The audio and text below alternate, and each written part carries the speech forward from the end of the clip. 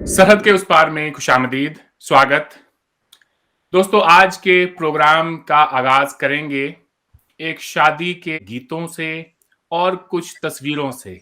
उसके आगे की बात बाद में करते हैं।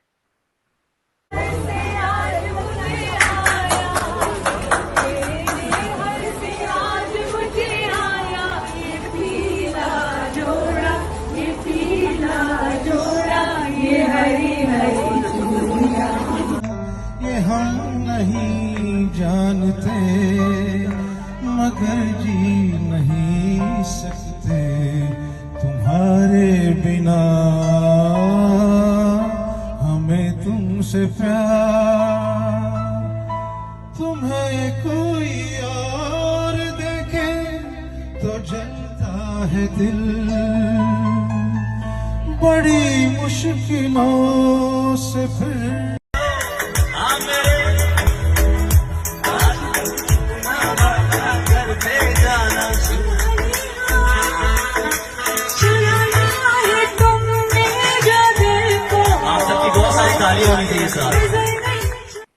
जी, अगर मैं आपको ना बताऊं कि ये शादी किसकी है तो आप कहेंगे कि ये हमारे इंडिया में किसी भी एक आम घर की शादी है जिसमें लोग अच्छे अच्छे कपड़े पहन कर आ रहे हैं। वहां पे गाने गाए जा रहे हैं। गाने कौन से जिनको सुनकर हम सब जवान हुए हैं। और इसमें दिखाने वाली क्या बात है भाई, ये तो बहुत ही एक नॉर्मल सी शादी है। इसमें दिखाने वाली बात ये है दोस्तों कि ये शादी हिंदुस्तान में नहीं, ये शादी पाकिस्तान में है। वो पाकिस्तान जिसकी बुनियाद दो कौमी नजरिए पर रखी गई, जिसके बारे में ये कहा गया कि ये एक अलग कौम है, इनका कल्चर अलग है, इनके हीरोज अलग हैं, इनकी हिस्ट्री अलग है, इनका खाना पीना बूदोबाश हर चीज हम हिंदुओं से अलग है। तो आज के प्रोग्राम में यही जानने की कोशिश करेंगे क्या हम वाकई में अलग हैं, क्योंकि शादी पाकिस्तान में है। नवाज शरीफ साहब के नवासे मरियम नवाज के बेटे जुनैद सफदर की शादी है। प्रोग्राम में खुशामदीद कहेंगे बैरिस्टर हामिद बशानी साहब को। Welcome to the show sir. Thank you जनाब, शुक्रिया। बशानी साहब, कल आपने प्रोग्राम में ये बात कही भी कि लोगों को चाहिए कि वो अपने आप को अपने कल्चर से जोड़ के देखें। तो पाकिस्तान में भी लोग इसी तरह से शादियां मनाते हैं जैसे हमारी तरफ है। वही लाल जोड़े, पीले जोड़े, वही अच्छे अच्छे लहंगे, सलवार कमीज। तो मैं ये सोचने पे मजबूर हूं कि क्या हम वाकई में दो कौमें हैं, और अगर हैं तो किस एतबार से हैं?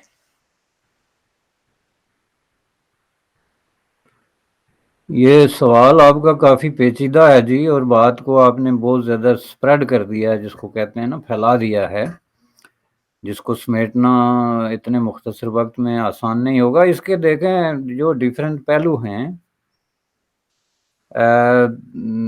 सवाल ये कि क्या हम एक कौम हैं या नहीं हैं, एक पियरली जो है वो एक पॉलिटिकल क्वेश्चन है, एक पॉलिटिक्स और इकोनॉमिक्स का जो है वो सवाल है, और उसी तनाज़ुर में लोग उसको देखते हैं। और दूसरा हिस्सा इसका जो है वो है जो नवाज शरीफ साहब जो साबिक प्राइम मिनिस्टर ऑफ पाकिस्तान है, उनकी फैमिली के अंदर जो शादी हुई और उसमें जो डिस्प्ले हुआ। तो मेरे नज़दीक ये जो दोनों चीज़ें हैं, ये इनकी अपनी अपनी एक हकीकत है जिसको इंडियन सब कॉन्टिनेंट के लोगों को फेस करना पड़ेगा। चूँकि उसको फेस किए बगैर जो है आप सच्चाई से जो है वो आंखें नहीं मिला सकते। एक पहलू जो कल्चर का है, जैसा कि आपने कहा, लाहौर में एक शादी हो रही है या किसी भी शहर में हो रही है, और एक एलीट क्लास की शादी हो रही है। नवाज शरीफ साहब की फैमिली का ताल्लुक एलीट खानदान से है, बल्कि एलीट प्लस रूलिंग। तो वो ज़ाहिर है कि वो शादी जो है वो उसमें क्या डिस्प्ले हो रहा है, किस तरह की चीज़ें, ये देखना बड़ा ज़रूरी है। ये जो रंग बिरंगे कपड़े पहनते हैं और जिस तरह की जो डिस्प्ले होता है कल्चरल एक्टिविटीज़, इसमें कपड़ों की क्वालिटी में फ़र्क आ सकता है कि नवाज शरीफ साहब चूँकि सुपर रिच फैमिली से हैं, तो वहाँ पे मुमकिन है जो लहंगा है या कोई सुर्ख जोड़ा है اس کی قیمت زیادہ ہو، لیکن جو غریب ترین کھیتوں میں کام کرنے والے کھیت مزدور ہوتے ہیں وہ بھی اسی طرح کا سرخ رنگ کا جوڑا ہی خریدتے ہیں، بے شک اس کی قیمت میں فرق ہوگا۔ ان کا جو گانا بجانا اور ڈانس بھی ہوتا ہے اس میں تھوڑا سا کوالٹی میں ڈیفرنس آ سکتا ہے کہ یہ لوگ ممکن ہے ریہرسل کرتے ہیں، پروفیشنلی تیاریاں کرتے ہیں 3 4 دن کہ میں نے کون سا جو ہے وہ گانا گانا ہے اور اس میں کس طرح کی حرکات و سکنات جو ہوں گی وہ کرنی ہیں۔ لیکن یہ جو امپورٹنٹ چیز ہے، یہ بنیادی طور پہ یہ ہے کہ یہ پورے بر صغیر میں یہ ڈسپلے ہوتا ہے ہمارا کلچرل اوریجن، اور یہ جو ہمارے شادی بیاہ کے رسم و رواج ہیں اس کے دوران جو مختلف طریقے سے ہم ان کی ادائیگی کرتے ہیں، اور اس میں جو انٹرٹینمنٹ کا پہلو ہے اس کی تھوڑی بہت شکلوں میں علاقوں کے حوالے سے یا ریاستوں کے حوالے سے یا قومیتوں کے حوالے سے کہنا چاہیے کہ فرق آتا ہے، سوائے اس فرق کے جو آرٹیفیشلی جو ہے امپوز کیا گیا۔ فار ایگزامپل، اور ظاہر ہے اسی پہ ہم نے کل بھی بات جو کی تھی اس کا تعلق بھی اسی سے بنتا ہے۔ فار ایگزامپل جو ہمارا علاقہ ہے، بنیادی طور پہ جو ہے میں ریاست پونچھ سے ہوں، ریاست پونچھ جو ہے وہ پری پارٹیشن جو ہے یونائٹڈ ہندوستان کے اندر جو ہے ایک ریاست تھی، نارتھ میں جو ہے کشمیر کے اندر ایک ریاست جس کا مختلف طریقوں سے کبھی وہ پنجاب کا حصہ رہی، کبھی خود مختار رہی، کبھی آپ راجی رہی۔ وہاں پہ آپ راجی کا مطلب ہوتا ہے سیلف رول، بہت عرصے تک لوگ نے اعلان کر دیا کہ ہم کسی کو نہیں مانتے، ہماری آپ راجی ہے یہاں پہ۔ اور کبھی وہ جو ہے وہ state of Jammu and Kashmir کے ساتھ رہی کچھ عرصے تک، اور پھر ایک عرصہ اس کے بعد جو 71 سال 75 سال ہو گئے پاکستان کے ساتھ ہے، اس سے پہلے ہندوستان کے ساتھ صدیوں سے اس کا تعلق تھا۔ تو ظاہر ہے کہ وہ ہم پہاڑوں پہ بستے تھے، بہت اوپر جا کے رہنے والے لوگ تھے، جس کو آپ کہہ سکتے ہیں کہ بالکل پہاڑوں کی چوٹیوں پہ جا کے جس طرح پرندے جو ہیں وہ بسیرا کرتے ہیں جنگلوں میں اور غاروں میں، اس طریقے سے۔ لیکن میں سوچتا ہوں کہ ہمارے ہاں یہ ساری چیزیں کیسے تھی، ہم کہاں سے لے کے آئے تھے؟ مثلا ہمارے ہاں شادی بیاہ پہ جو رسم و رواج ہوتے تھے، اسی طرح گاؤں کی لڑکیاں جمع ہوتی تھی، آپ کی ریلیٹیوز جمع ہوتی تھی، وہ جناب باقاعدہ گانے گاتے تھے۔ ڈانس کی جگہ اگر کہنا چاہیے کہ ان کا اپنا ایک انداز ہوتا تھا، ایک چل پھر کے مطلب ہے جس طرح مختلف علاقوں میں ہوتا ہے، لیکن یہ چیزیں تھی۔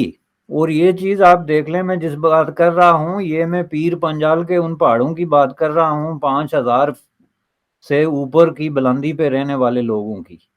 تو وہاں سے آپ نیچے اترتے جائیں تو آپ جناب لاہور سے گزر کے دلی سے ہوتے ہوئے بمبئی تک چلے جائیں تو آپ کو اس کا وہ نظر آئے گا، ایک ایک جو ہے جھلک۔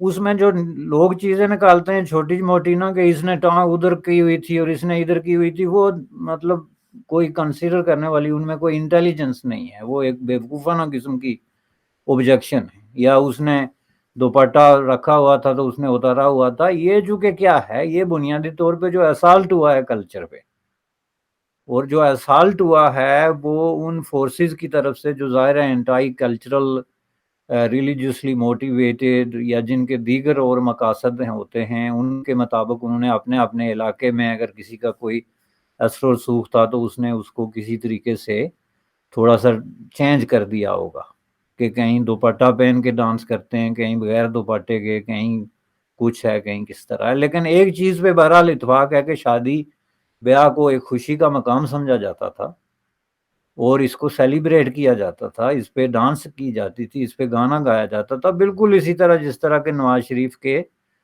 یہ جو ریلیٹیوز ہیں یا اس کے جو نیسیز اور نیفیوز ہیں یا جو بھی ہیں انہوں نے کیا ہے اور بجا طور پہ کیا ہے۔ چونکہ ظاہر ہے جو لوگ اپنے کلچر کو ڈسپلے کرنے سے گھبراتے ہیں، اس سے ڈرتے ہیں، اس سے شرماتے ہیں، یا اس پہ کسی قسم کی جو ہے وہ ریزرویشن رکھتے ہیں، وہ آزاد لوگ نہیں ہیں، خواہ وہ کسی ملک کے اندر رہتے ہوں، کوئی نام رکھا ہو انہوں نے اپنے ملک کا، وہ خواہ اسلامک ریپبلک آف پاکستان ہو، پیپلز ریپبلک آف چین ہو، یا کوئی نام بڑے سے بڑا آپ رکھ دیں، لیکن جب تک وہاں کے لوگ آزاد نہیں ہیں اپنے آپ کو ایکسپریس کرنے کے لیے، اور ایکسپریشن کی سب سے بنیادی اور اصل جو شکل ہے وہ یہی ہوتی ہے ایکسپریشن یہ نہیں ہوتا کہ آپ بہت بڑی کتاب لکھ لیں، وہ انٹلیکچوئل لوگوں کے قصے ہوتے ہیں، تو وہ آپس میں بیٹھ کے برین اسٹارمنگ کرتے ہیں چیزیں، لیکن عوام کہاں پہ ایکسپریس کرتے ہیں؟ یہ اسی جگہ پہ ہوتا ہے، وہ شادیوں پہ ایکسپریس کرتے ہیں، وہ فیونرلز پہ ایکسپریس کرتے ہیں، وہ جب فصلیں کاٹتے ہیں تو وہ جو اس وقت تہوار بناتے ہیں، جیسے ہمارے یہاں ہوتا تھا، اس میں جو یہ بیساکھی ہے یا بسنت ہے یا مختلف قسم کے اس میں جو چیزیں کرتے ہیں، یہ ہوتا ہے عوامی کلچر، جس کو آپ کسی بھی طریقے سے کوئی نیا ملک بنانے سے یا کوئی نیا نظریہ اڈاپٹ کر لینے سے، فار ایگزامپل، اس کو آپ تبدیل نہیں کر سکتے، اور وہ کرنے کی جو کوشش ہوتی ہے وہ آرٹیفیشل ہے، جو زیادہ دیر نہیں چلتی۔ میں آپ کو اس کی مثال دیتا ہوں کہ مثلا بر صغیر جو ہے، ہندو پاک جو کنٹیننٹ تھا، اس میں ظاہر ہے کہ یہ لوگ ہمیشہ سے اس طرح تو نہیں تھے نا، ایک وقت میں وہاں پہ بدھزم، ہندوازم، جینزم، مختلف مذاہب کے لوگ آتے رہے، اور ہر مذہب کے اندر کچھ نہ کچھ اس کی اپنی ایک یونیک شکل بھی ہوتی ہے جو کلچرلی جا کے ڈسپلے ہوتی ہے۔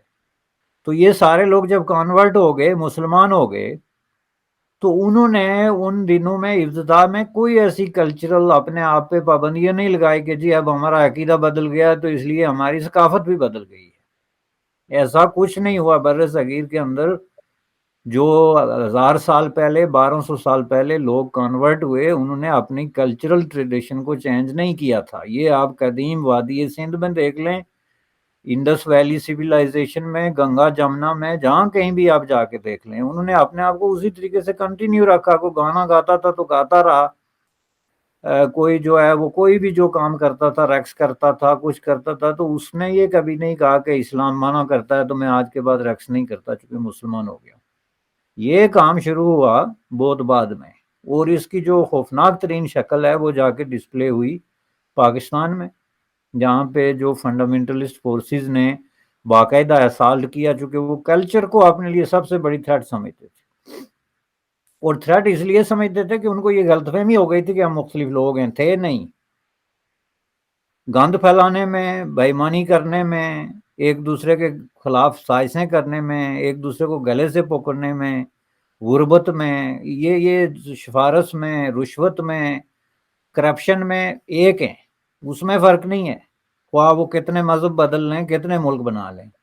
لیکن ان کو تھوڑی سی غلط فہمی ہو گئی کہ ہم کو کلچرلی کوئی اس طرح ہو گئے ہیں، اس بنیاد پہ انہوں نے تبلیغ شروع کر دی کہ یہ نہیں ہو سکتا جی شادی پہ۔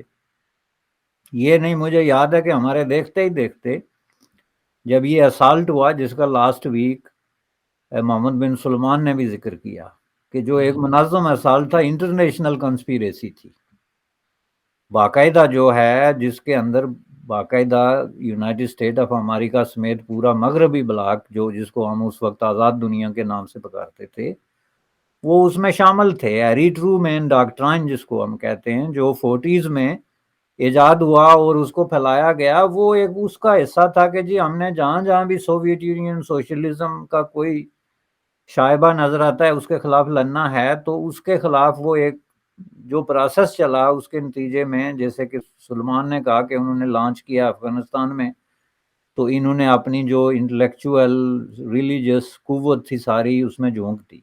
اس کے نتیجے میں وہاں پہ جو لوگ آئے اور جو نظریہ پھیلا، اس نے میرے دیکھتے ہی دیکھتے ہمارے کلچر کو متاثر کیا۔ میں نے آپ کو مثال دی تھی کہ جب میں چھوٹا تھا تو ہماری شادیاں ایسے ہوتی تھی، تو اس کے بعد ہماری شادیوں نے ایسے ہونا بند کر دیا۔ اب وہ بند کر دینے کا مطلب یہ نہیں کہ عوام نے راتوں رات ڈیسائیڈ کیا کہ آج کے بعد ہم شادی پہ گانا نہیں گائیں گے یا ڈانس نہیں کریں گے یا ڈھول کی تھاپ جو ہے اس پہ لوگ نہیں ناچیں گے، جو کہ ہمارے اپنے گھروں پہ شاید ہی کوئی شادی میں نے دیکھی ہو جس میں کہ ڈھول نہ بجا ہو اور اس پہ لوگ، مقامی لوگ ریکس نہ کرتے ہوں اور گانے نہ گاتے ہوں۔ تو وہ اچانک کس طرح ڈس اپیئر ہو گیا کہ اس کے خلاف کلیرک، یہی جو وہابی اور نجدی اور ملا تھے، پیڈ قسم کے کرائے کے سپاہی، انہوں نے فتوے جاری کیے کہ نہیں جی یہ تو ہمارا کلچر ہی نہیں، اور بغیر کوئی لگی لپٹی رکھے انہوں نے کہا یہ ہندو کا کلچر ہے، اور اگر اس کلچر کو ہم کنٹینیو رکھتے ہیں تو پھر ہم نے پاکستان کیوں بنایا تھا؟ یعنی اپنی ایک غلطی جو انہوں نے کی یا جو کام کیا، اس کی سزا وہ نسلوں کو دینا چاہتے کہ ہم نے یہ کام کیوں کیا تھا جی 100 سال پہلے، اگر ہم یہ کریں۔ اب یہ تو کوئی دلیل نہیں ہوئی نا کہ آپ نے 50 سال پہلے ایک اپنے حالات کے مطابق کوئی ایک ڈیسیجن کر لیا تو اس کی وجہ سے آپ کو یہ اختیار مل گیا کہ آپ آئندہ 50 سال بعد کی نسلوں کو بھی اس کی سزا دیتے پھریں. تو وہ ہمارے علاقے میں جناب جو کلچرل ہمارا ایک ہیریٹیج تھا، ہماری وراثت تھی جس میں یہ ساری چیزیں شامل تھی، ان کو انہوں نے پریکٹیکلی بین کر دیا. یہ نہیں کہ بالکل نہیں ہوتا، ڈیفینیٹلی اب دوبارہ لوگوں میں ہمت آ رہی ہے، جاگ رہے ہیں، لیکن مطلب ایک حوالے سے آپ کہہ لیں کہ بین کر دیا جس طرح افغانستان میں ہوا تھا. تو یہ تو اسالٹ ہو کے ایک علاقے کو انہوں نے الگ کر دیا. اسی طرح پاکستان میں بھی مختلف جگہوں پہ جہاں جہاں کلچرل جڑیں اتنی مضبوط نہیں تھی وہاں پہ انہوں نے اس کو بہت حد تک نقصان دیا. جہاں پہ مضبوط تھی، مثلا سندھ ہے، اس میں اس کو وہ اس طریقے سے ڈسٹرب نہیں کر سکے. پنجاب کے اندر بھی ایک ظاہر کلچرل جڑیں بہت پرانی ہیں، ایک مرکز رہا ہے پورے اس کا، اس نے بھی بڑا رزسٹ کیا. اور یہ جو کچھ نواز شریف نے کیا، یہ میں آپ کو بتا دوں کہ یہ ایک بہت ہی ایک عوامی ایکسپریشن ہے جو صدیوں سے ہمارے ہاں موجود ہے. اور اس کے لیے کوئی ہندوستان پاکستان، کوئی دو قومی نظریہ، کوئی دو نیشنز، کوئی دو ملکوں کا قصہ نہیں ہے. یہ پورے ہندوستان بر صغیر کا ہندو پاک جس کو آپ کہتے ہیں آج، یہ جو پورا کنٹیننٹ ہے یہ اس کا حصہ ہے، سب کنٹیننٹ سارے. یہ افغانستان میں آپ چلے جائیں، کابل سے شروع کریں یا قندھار سے شروع کریں اور آپ سیدھے بنگال تک چلے جائیں، کسی بھی جگہ کو آپ اٹھا کے دیکھیں گے وہاں پہ یہ کام ہوتا ہے. اس کی شکلیں تھوڑی بہت ڈیفرنٹ ہو سکتی ہیں لیکن یہ ہوتا رہا ہے.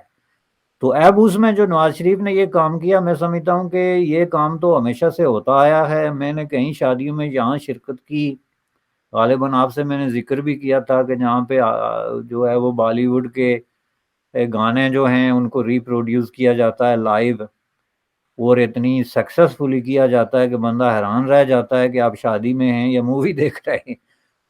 تو یہ کام جو ہے وہ پاکستانی ایلیٹ جو ہے وہ کینیڈا میں بھی کرتا ہے، سوائے اس کے کہ جو کلیرک کے انفلوئنس میں ہے، وہ انگلینڈ میں بھی کرتا ہے، یونائٹڈ اسٹیٹ آف امریکہ میں بھی کرتا ہے اور لاہور میں بھی کرتا ہے. چونکہ ایلیٹ تھوڑا سا آزاد ہے فائنینشلی اور دوسرے دباؤ کی وجہ سے، اس لیے ان کو جو ہے وہ اتنا خوف نہیں. تو یہ جو کچھ نواز شریف نے کیا ہے یہ نئی بات نہیں، یہ ایسے ہوتا رہا. اب چونکہ سوشل میڈیا کا دور ہے تو اس پہ یہ ہم تک پہنچ گیا. اب اس کے خلاف ابھی تک تو میں نے کوئی فتویٰ جو ہے وہ اس طریقے کا سنا نہیں جو کہ سنا جائے گا، لیکن میں یہ سمجھتا ہوں کہ نواز شریف اور اس کی فیملی جو ہے وہ ابھی اس حد تک پہنچ گئے ہیں.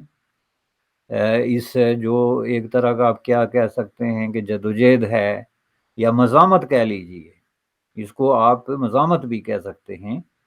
جو ایک مشکل سا لفظ ہے، کل بھی کچھ لوگوں نے کہا تھا کہ مشکل لفظ جو ہے استعمال نہ کریں، لیکن مزاحمت کا مطلب ہوتا ہے ریزسٹ کرنا. جب آپ کے اوپر کوئی چیز امپوز کر رہا ہو آرٹیفیشلی یا جبر کے ذریعے تو آپ اس کو اپوز کرتے ہیں، اس کو مزاحمت کہتے ہیں. تو یہ مزاحمت میں اس حد تک پہنچ چکے ہیں کہ یہ اس طرح کی چیزوں کو کرنے کی جرت کرتے ہیں. لیکن میں آپ کو بتا دوں کہ میں نے کوئی حکمران نہیں دیکھا، اب تاریخ میں بار بار جانے کا فائدہ نہیں، لیکن آپ قائد اعظم محمد علی جناح سے لے کے دیکھ لیں کہ جو بھی ان کے آئیڈیل قسم کے لیڈر تھے، رہنما تھے، مفکر تھے، وہ سب یہی کام کرتے تھے. وہ ڈانس بھی کرتے تھے، پارٹیاں بھی کرتے تھے. آپ ایوب خان کے قصے سے لے کے جو ہے وہ ذوالفقار علی بھٹو سے لے کے کہیں تک جو ہے یہ تو کل کی بات ہے. یہ جو ایک نیا کام شروع ہوا 80s میں جنرل ضیاء الحق کی شکل میں، ایک جو ہے وہ ایک نئی سوچ تو خیر کہنا میرے خیال میں غلط لفظ ہے، میرا مطلب ہے فرسودہ سوچ جو ہے ریوائیو ہوئی. تو اس کے نتیجے میں یہ فرض کر لیا گیا کہ پاکستان کو قبرستان ہے، اس میں کوئی زندہ انسان بستا نہیں. یہاں پہ رہنے والے لوگوں کا کام ہے چپاتی کھانا، وضو کرنا اور نماز پڑھنا، دیٹس اٹ.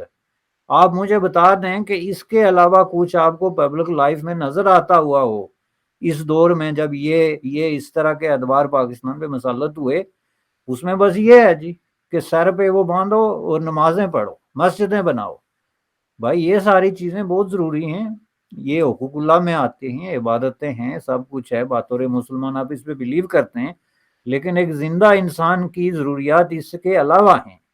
اور اگر وہ نہ ہوتی تو ظاہر ہے وہ خدا ان کو اس کی وہ دیتا ہی نہ جو ہے وہ کیپاسٹی کہ آپ کی یہ پھر کلچرل ہسٹری نہ ہوتی کہ انسان کو جو ہے وہ گانا بجانا بھی آنا چاہیے، یا انسان کو رقص اور موسیقی سے بھی کوئی جو ہے شغف یا تعلق ہونا چاہیے. تو ظاہر ہے یہ ساری نیچرل چیزیں ہیں جس کو انہوں نے بہت ان نیچرلی ذبح کر دیا تھا، قتل کر دیا تھا، وہ مر گئی تھی. یہ سوشل میڈیا کا اعجاز ہے، سوشل میڈیا کا میریکل ہے، اعجاز جو ہے معجزہ ہے کہ یہ واپس آ رہا ہے اور لوگ اس کو انجوائے کر رہے ہیں. اور ابھی آپ دیکھیں گے یہ بگننگ ہے، یہ اینڈ نہیں ہے، یہ بگننگ ہے. اور یہ بہت بڑا ایک اوپننگ ہے، ایک گرانڈ قسم کی اوپننگ، جس میں آپ دیکھیں گے کہ بر صغیر میں لوگ کس طرح حکمران طبقات اور یہ جو فرسودگی کے شکار لوگ ہیں ان سے آگے نکل جائیں گے، یہ ملاازم اور کلیریکزم سے آگے نکل جائیں گے،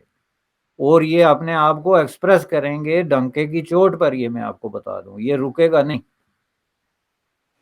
بےحد خوبصورتی سے آپ نے اپنی بات کو رکھا حامد بشانی صاحب. میرا دل تو کر رہا تھا کہ میں آپ کو سنتے چلا جاؤں، مگر وقت کافی ہو گیا تھا، تو مجھے لگا ٹھیک ہے جب آپ ختم ہو جائیں اس کے بعد ہی میں اپنی آگے کی بات بڑھاؤں گا. میں نے نواز شریف صاحب کا ایک پیغام وہ بھی دیکھا تھا جب وہ پرائم منسٹر تھے، اور انہوں نے کہا تھا کہ ہمارے درمیان یہ ریڈ کلف لائن ہے، اگر یہ نہ ہو تو ہم ایک ہی لوگ ہیں. یہ بات سن کر بہت سارے لوگوں کو جو ہے رات کو نیند نہیں آئی، اور انہوں نے کہا کہ ہاؤ ڈیئر ہی، ان کی ہمت کیسے ہوئی کہ انہوں نے اس قسم کا بیان دیا. اور شاید یہی وجہ ہے کہ بار بار نواز شریف صاحب کو باہر کا راستہ دکھا دیا جاتا ہے. اگر کوئی ان کی آنکھوں میں دیکھ کے پڑھنے کی کوشش کرے تو میرے خیال سے ان آل سنسیئرٹی پاکستان کے وہ واحد پرائم منسٹر ہیں یا تھے جو کہ بھارت سے اچھے تعلقات چاہتے تھے. ایک وقت تھا بشانی صاحب جب انگریزوں نے ہمارے ملک کے اوپر فزیکل انویژن کیا، پاکستان بھی کرتا رہا پچھلے 70 سالوں میں، لیکن یہ ہمارے ملک کی کامیابی ہے کہ ہم سوشل انویژن کرنے میں، کلچرل انویژن کرنے پہ کامیاب رہے، نہ صرف پاکستان میں بلکہ پوری دنیا کے اندر. آپ نے ابھی فرمایا کہ کیسے کینیڈا، امریکہ، انگلینڈ کے اندر بھی ہمارے فلموں کے گانوں کے اوپر لوگ رقص کرتے ہیں، ڈانس کرتے ہیں. ایک دوست نے کل کمنٹ میں یہ بات لکھی تھی کہ ذرا کچھ مشکل اردو لفظ ہو تو ان کا ٹرانسلیشن بھی کر دیجیے کرے، تو اس میں کوئی شک نہیں ہے. تو جب کوئی آپ کی طرف اگر کوئی ہتھیار لے کر آئے تو آپ ان سے ایک بات ضرور کہیں کہ ہاں بھائی تم ایک انسان کو تو مار سکتے ہو، اور ہو سکتا ہے کہ تمہارے اس مارے جانے کے پروسیس میں تمہارے اپنے بھی کچھ لوگ مارے جائیں گے. ہمارے یہاں پہ بھی لوگ کھڑے ہیں بندوقیں لے کے، لیکن اس کلچر کو کیسے مارو گے؟ اس کو مار کر دکھاؤ، کیونکہ اس کلچر کو جب تک نہیں مارو گے تب تک یہ لوگ اور پیدا ہوتے رہیں گے آپ کے یہاں پر، اور یہ سوال پوچھیں گے کہ یہ ہماری طرح ہی دکھتے ہیں، ہماری طرح ہی بولتے ہیں، گاتے ہیں، کھاتے ہیں، ہم سے الگ کیسے ہیں؟ میں یہ نہیں کہتا کہ ہم ایک ملک ہو جائیں، ہم پھر سے یونائٹ ہو جائیں، مگر کم سے کم کلچرلی تو یونائٹ ہو سکتے ہیں. اس میں آپ کو کیا پریشانی نظر آتی ہے؟ پاکستان کی جو رولنگ کلاس ہے، اسٹیبلشمنٹ ہے، وہ کلچرلی تو اپنا ناتا اس مٹی سے، اس دھرتی سے جوڑ سکتی ہے. پرابلم کہاں ہے؟ دیکھیں یہ بنیادی طور پہ جو کوشچن ہے وہ اگر آپ کو کوئی چیز پسند نہیں ہے تو اس کا مطلب یہ ہرگز نہیں ہوتا کہ آپ حقائق کو ڈینائی کرنا شروع ہو جائیں. یہ ایک حقیقت ہے کہ بر صغیر کے لوگ ایک لوگ ہیں. اس کے لیے میں بر صغیر کے کسی بڑے سے بڑے دانشور کو چیلنج کرنے کے لیے تیار ہوں، اس کے ساتھ میں ان اینڈنگ قسم کا ڈائلاگ کرنے کے لیے تیار ہوں اگر وہ مجھے کوئی ڈیفرنس بتائے. کہ جب ہم ڈیفرنس اور سملیرٹیز کی بات کریں گے تو جو سب سے بڑا سلوگن تھا وہ تو عقیدے کا تھا کہ جی عقیدہ ہے، جی وہ ہندو ہے، وہ مسلمان ہے، اس لیے ہم الگ ہیں. جو آپ نے دیکھ لیا کہ کس طریقے سے وہ سم اپ ہوا اور ہو رہا ہے، چونکہ عقیدہ تو ایک اتنی ورائٹی ہے اس میں کہ وہ ایک گھر میں دو عقیدے کے لوگ ہیں. اب ممکن ہے آپ کے گھر میں جو ہے وہ دو عقیدے کے لوگ ہوں، اس لیے وہ تو اب رول آؤٹ ہو گیا کہ اس کی وجہ سے آپ لوگوں میں ڈیفرنس لا سکتے ہیں. تو باقی کیا فرق ہے؟ رنگ و نسل، ہسٹوریکل اوریجن، रहना सहना, खाना पीना, लिबास, बूदो बाश, जो भी आप नाम ले लें, उसमें तो कोई बड़े से बड़ा दानश्वर जो फर्क निकालेगा वो सिर्फ कीड़े निकालेगा, और वो कीड़े दुनिया की हर चीज में निकाले। जो बहुत ही यकसानियत वाला कल्चर है, जैसे ये स्वीडन है या फिनलैंड है या इस तरह के मुल्क हैं जिसमें एक ही एथनो रिलीजियस के लोग रहते हैं, उसके बावजूद भी वहां पे आपको दाना दाना ऐसा मिल जाता है जो मुख्तलिफ है, और यही लाइफ की वैरायटी है। यही हकीकत बर्रे सगीर की है, यही हकीकत हिंदुस्तान की है, जो कदीम हिंदुस्तान जिससे कि पाकिस्तान समेत सब पूरी इंडस सिविलाइजेशन का पूरा ताल्लुक बनता था। लेकिन अगर आपको ये पसंद नहीं तो इसको बुनियाद बना के आप कहें कि जी नहीं, हम चूंकि अलग कौम है इसलिए ये कैसे हो सकता है कि हमारा कल्चर एक है, तो ये गलत बात है। चूंकि आप एक हकीकत को डिनाई कर रहे हैं, उसको आप मान के अब अगली बात करें कि आपका मुल्क अलग हो सकता है कि नहीं हो सकता। ये एक पॉलिटिकल क्वेश्चन है, जैसा कि मैंने पहले कहा था। तो इसके लिए थोड़ी सी एजुकेशन की जरूरत है। इसमें जो लोग ये नुक्ता नज़र इख्तियार करते हैं कि चूंकि हम अलग लोग हैं इसलिए हमारा अलग मुल्क है और होना चाहिए, उनके पीछे बुनियादी चीज़ जो है वो लैक ऑफ एजुकेशन है। अब लैक ऑफ एजुकेशन क्यों है, मैं आपको बताता हूँ, जिसमें कि आप बहुत जो है वो महीनों तक आर्गुमेंट दे सकते हैं कि देखें, ये कोई नहीं कहता कि जहाँ पे सारे लोग एक ही तरह के होते हैं उनका एक ही मुल्क होना चाहिए। ये आज तक किसी ने कोई आर्गुमेंट दिया ही नहीं। अगर ऐसे होता तो ये जितने वाइट रेस की, जितनी मगरबी दुनिया का जो कोई सारे मुल्क जो हैं तकरीबन 60-70 के करीब, ये एक हो जाना चाहिए था। या इस तरह के मुख्तलिफ चीज़ों पे ये आर्गूमेंट लातिन अमेरिका पे भी आते हैं, एशिया पे भी आते हैं कि जहाँ लोग शक्लो सूरत मज़हब वज़हब सब कुछ एक है। ये साउथ ईस्ट एशिया देख लें, जापान से लेकर चीन तक देख लें, तो ज़ाहिर है क्यों अलग अलग मुल्क हैं। ये कोई दलील ही नहीं है कि जी हमारा कल्चर एक है तो हम अलग नहीं हो सकते। लेकिन कल्चर अलग होने का मतलब ये नहीं कि आप एक दूसरे के दुश्मन हैं, या मुल्क अलग होने का मतलब नहीं कि आप एक दूसरे के दुश्मन हैं। अब इसमें जिन लोगों की ये प्ली है, उनकी जो अंडरस्टैंडिंग ऑफ नेशंस और नेशनलिटीज है वो मॉडर्नाइज नहीं है, बहुत प्रिमिटिव है। कि एक ही कॉन्टिनेंट के अंदर या एक ही खित्ते के अंदर मुख्तलिफ जो है किस्म के लोग जो पॉलिटिकल ढांचे हैं वो रह सकते हैं। मसलन बर्रे सगीर में एक कल्चरल लैंडस्केप है, एक ही तरह के लोग हैं, तो वो अपने अपने पॉलिटिकल यूनिट में भी रह सकते हैं, जिसको कहते हैं कामों और कामियातों की आज़ादी का सवाल। कि फॉर एग्जांपल अगर वो कहते हैं जी हमारा पाकिस्तान बन गया था और अब 70 साल हो गए हमने पाकिस्तान पाकिस्तान लगा रखी है, तो अब ये डिसमेंटल तो हो नहीं सकता, इसलिए हम इसको हिंदुस्तान की एक रियलिटी के तौर पे तस्लीम करते हैं कि ठीक है आपकी अपनी हुकूमत है, अपनी रियासत है, लेकिन आप हैं तो बर्रे सगीर का हिस्सा। आपका कल्चर तो बर्रे सगीर का कल्चर है, आपकी जो शेयर करने की चीज़ें या सिमिलैरिटीज़ हैं वो तो अपनी जगह मौजूद हैं। तो आपको कोई नहीं कहता कि आप मुल्क को डिसमेंटल करके ही तो वो जो है वो हिंदुस्तानी बनेंगे। आप मुल्क को बरकरार रख कर भी अपने आप को उस पूरी जो है जो टोटलिटी है उसका हिस्सा बना सकते हैं। ये आगे जाता है। मसलन फॉर एग्जांपल हिंदुस्तान है, तो हिंदुस्तान के अंदर तो एक एडमिनिस्ट्रेटिवली या पॉलिटिकली मुख्तलिफ यूनिट्स जो हैं वो एग्जिस्ट करते हैं। वहाँ पे जो है वो 30 के लगभग रियासतें हैं, और रियासतों के अपने अपने तरह तरह के कल्चर हैं, कानून हैं, थोड़े बहुत फ़र्क हैं, थोड़े सब कुछ मतलब एक नहीं है, लेकिन इसके बावजूद वो एक मुल्क के अंदर रह सकते हैं। यही बात यूनाइटेड स्टेट ऑफ अमेरिका में है। यूनाइटेड स्टेट ऑफ अमेरिका में जिस तरह के लोगों को जमा किया गया था, उनमें ज़मीन और आसमान का फ़र्क था। ये बर्रे सगीर का नहीं है। मैं आपको बता दूं, बर्रे सगीर के लोगों में इतना फ़र्क नहीं था। मज़हब इतना बड़ा फैक्टर नहीं होता जितना हमारे मुल्ला ने बना के रख दिया था हमारे लिए। फ़र्क होते हैं और जो पॉलिटिकली आपको जो है वो इफ़ेक्ट करते हैं। मसलन यूनाइटेड स्टेट ऑफ अमेरिका के ये जो वसी व अरीज़ लैंडस्केप है, इसमें नज़रियाती एतबार से लोगों में बहुत बड़ा फ़र्क था। कुछ इलाके बेहद कंजर्वेटिव थे, जो दूसरों का नाम तक लेने की जो है वो रवादार नहीं थे। कुछ इलाकों में शराब पीना जो है उसको बुरा समझा जाता था। कुछ इलाकों में 4 शादियां करने की इजाज़त आज तक है। यूनाइटेड स्टेट ऑफ अमेरिका में آج بھی تمام ریاستوں کو رائٹ آف سیلف ڈٹرمنیشن حاصل ہے کہ وہ جس وقت چاہیں اپنے آپ کو جو ہے وہ یونائٹڈ اسٹیٹ آف امریکہ سے الگ کر سکتے ہیں لیگلی، لیکن اس کے باوجود وہ ایک ملک کے اندر اپنے اپنے رائٹس لے کے، اختیارات لے کے، جو کہ بے حد ہیں بعض ریاستوں کو، تو وہ چل رہے ہیں۔ تو اسی طرح بر صغیر میں اگر جو چھوٹی موٹی نیشنلٹیز ہیں، ریاستیں ہیں، یا اس طرح کے ملک بن گئے ہیں جیسے پاکستان ہے، بنگلہ دیش ہے، نیپال ہے، یہ اس طرح کے ملک ہیں، ان کی آئیڈینٹی کو تسلیم کر کے بھی ان کو بر صغیر کی اندر رکھا جا سکتا ہے as a partner, not as a enemy. بالکل پرابلم صرف یہ ہے کہ ہم نے یہ طے کر لیا کہ جی ہم نے ملک بنایا تھا تو اب ہم قیامت تک دشمن ہیں۔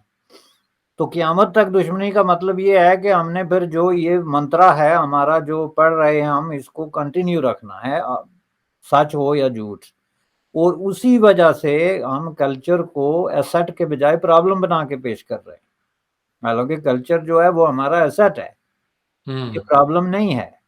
انلیس یہ صرف ان لوگوں کے لیے پرابلم ہے جو اپنے آپ کو ہسٹری سے ڈیٹیچ کر رہے ہیں، اور وہ چونکہ جہالت کا شکار ہیں، جو کہتے ہیں کہ ہماری ہسٹری بر صغیر کی ہسٹری نہیں ہے، وہ جہالت کا شکار ہیں چونکہ ان کو ہسٹری کی نالج نہیں ہے۔ وہ جتنا زیادہ بھاگیں گے، دائرے میں گھومیں گے، بالآخر جا کے واپس وہیں پہ ٹھہریں گے جہاں سے وہ چلے تھے، وہ تو حقائق ہیں۔ اب حقائق کو تو ہم نہیں جو ہے وہ جھوٹ قرار دے سکتے۔ بہت خوب۔ میرے خیال سے اس کے آگے آپ نے کچھ سوال پوچھنے کا کوئی موقع چھوڑا نہیں ہے۔ You summed it beautifully. میں اس میں ابھی میرے ذہن میں ایک چھوٹا سا گانا آیا ہے، تو میں نے سوچا گانے سنائے جا رہے ہیں تو ایک میں بھی پیش کر دوں آپ سب لوگوں کی خدمت میں۔ نہ جانے پیار میں کب میں زباں سے پھر جاؤں، میں بن کے آنسو خود اپنی نظر سے گر جاؤں۔ تیری قسم ہے میرا کوئی اعتبار نہیں، میرے نصیب میں اے دوست تیرا پیار نہیں۔ بشانی صاحب آج آپ نے وقت دیا، آپ کا بہت بہت شکریہ۔ کیا بات ہے جناب، مبارک ہو، آپ کی کیا آواز ہے۔ میں سمجھتا ہوں کہ آپ کو اس فیلڈ میں تھوڑی سی محنت کرنی چاہیے، ریاضت کرنی چاہیے۔ بڑی مہربانی سر۔ تھوڑا بہت ہر کوئی ہمارے یہاں پہ گا لیتا ہے، اس کلچر کی جو چھاپ ہے وہ ہر نوجوان میں جو ہے کہیں نہ کہیں پہ چھپی ہوئی ہوتی ہے۔ تو مجھے لگا کہ یہ ایک موقع پر گانا ٹھیک ہے، آپ کی باتوں نے کافی جذباتی کر دیا تھا، تو آئی تھاٹ کہ اسی بات پہ ہی پروگرام کو ختم کیا جائے۔ تھینک یو سو مچ، آج آپ نے وقت دیا۔ تھینک یو جناب۔